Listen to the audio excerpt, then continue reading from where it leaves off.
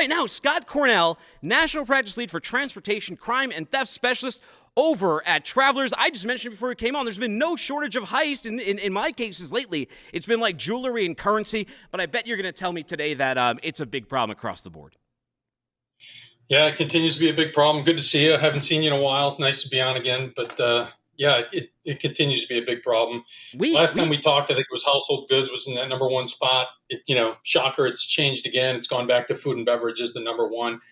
We see that jostling in that top three category: food and beverage, household goods, electronics. They move around a lot, but we think, and I think we talked a long time ago that we thought food and beverage was going to come back to that number one spot. So. Yeah, it seemed likely, economic conditions being what they are and all of that kind of thing. But how about strategic theft? Let's talk about that today. What is going on with strategic theft? What is it? Strategic theft is the problem right now for sure. So years and years ago, we talked about, that this could become a bigger problem.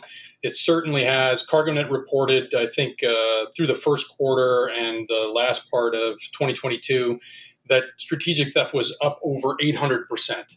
And that's a real problem, right? And keep in mind, right, that's just what's being reported. That's not necessarily all thefts. That's just what's being reported. Wow. Okay, so this is a really ugly story. It's obviously increasing. We've covered this. We've covered at least the double brokering aspect a lot on What the Truck, especially this year. There's been such a call and such a need. Can you tell us what's going on with it? Can you give us a little bit of context here? Why is it elevating, that kind of thing? Yeah, so we've talked in the past, there's really two types of cargo theft, right? There's straight theft, which is the grab and go. They go out, they physically steal the cargo where it's sitting. It brings back that old adage that cargo at rest is cargo at risk. There's, some scheming that's involved in that. We've talked in the past how they'll follow the drivers out of the distribution centers and things like that. But it's pretty straightforward, which is why it's been called straight theft, right? Strategic theft, there's a lot of planning, thus the title strategic theft. And the two main types of that are identity theft and double brokering. And then fictitious pickup usually comes in on that third. Now, a lot of people use that fictitious pickup name as the catch-all for the category, but the correct vernacular there is going to be the strategic theft. And that's where they really trick you into giving them the cargo. There's a lot of planning that goes into that. Can you break that down for us? How are they tricking people into giving them the cargo? Why is this such a challenge for shippers, carriers they keep getting nailed by it? Sure. So we'll start with identity theft, which is the most common, and that's where they steal the identity of a legitimate trucking company. It's really no different than identity theft for a person, right? They steal the identity of a legitimate trucking company, and they pretend to be that trucking company. They'll go on load boards. One of the techniques they use is they'll flood your phones. If they really want to load, if they're pretty sure what they're going to get in that load, they're really going to flood your phones, and they're going to do whatever they can to make sure they get booked on that load. When they get that load, poof, they just disappear. They're gone, right? And then you start wondering why it's not showing up. You do a little research. You call the legitimate ABC trucking company, and they say, yeah, we've never done work with you. We didn't apply for that load, and you realize you've hired somebody else.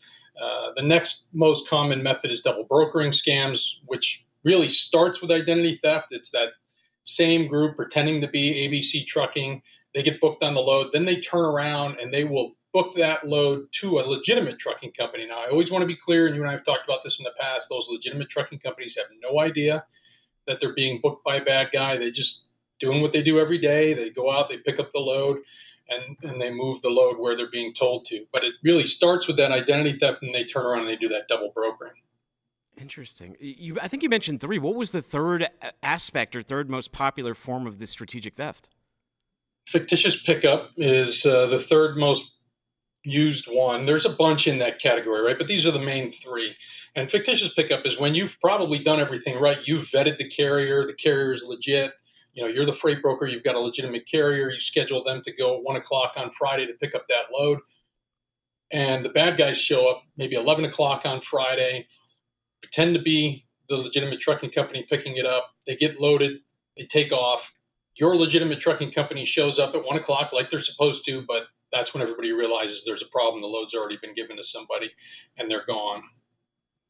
Ugh. So any tips for people? Because we have identity theft, we've got double brokering theft scams, and now we got fictitious pickup. We got three spinning plates here. What kind of tips do you have for people out there trying to protect themselves? The first thing I would say, Craig Leinauer, my colleague here, he's been on with you talking about double brokering in the past. So let's make sure that we understand the difference, right? Double brokering is largely frowned upon in the industry, right? But it's when you give it to a legitimate trucking company and then they turn around and they rebroker it, they ship it out. Usually there's no theft involved in that. It's just double brokering, and it's frowned upon. But it's not what we're talking about today. What we're talking about today is when they use that identity theft Yeah. to get the load and then turn around and broker it so that they can steal it. So two different things. Just wanted to make sure that we're getting the difference down between those two things. Definitely different, two different categories. The biggest thing is you really have to know who you're doing business with. You have to get a good vetting process in place. Like TAPA's coming out with the freight broker standards that are going to set a global standard for carrier vetting through freight brokers. There's other third-party resources out there.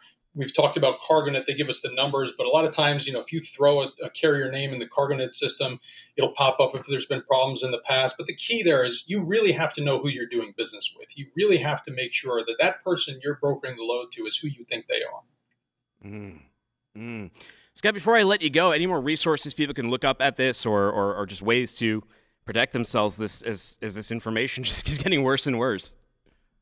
Yeah, so we have our resources here. We have our special investigations group. Our team will go out and teach our clients how to vet those carriers. I would encourage people to take a look at those TAPA standards that are coming out and get involved in organizations like TAPA, which is a nonprofit. So there's really, there's nothing there other than that pure idea of trying to bring good standards to the industry.